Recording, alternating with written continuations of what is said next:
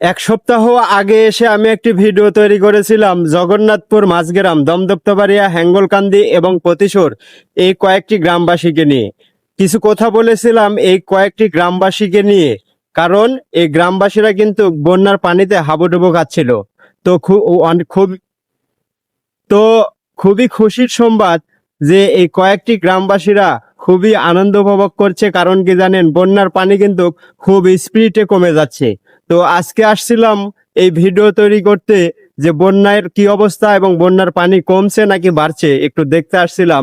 তো আসতেই বড় সাউতা ব্রিজের ওপর কয়েকটি আমার ভাই এবং বন্ধুরা আমার ভিডিও দেখে সব সময়, ওনারা বলছে যে ভাই আমাদের একটি ভিডিও করেন, আমরা গোসল করছি।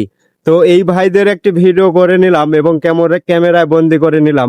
ভাইরা কিন্তু খুবই আনন্দিত এবং এই কয়েকটি গ্রামবাসীরা কিন্তু খুবই আনন্দিত এটা ভেবেই যে বন্যার পানি খুব তাড়াতাড়ি কমে যাচ্ছে।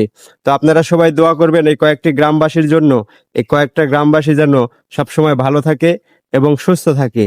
এবং এই কয়েকটি গ্রামবাসীর জন্য হলেও ভিডিওটিতে একটি লাইক করে সুন্দর একটি মন্তব্য রেখে ভিডিওটি শেয়ার করে দেবেন।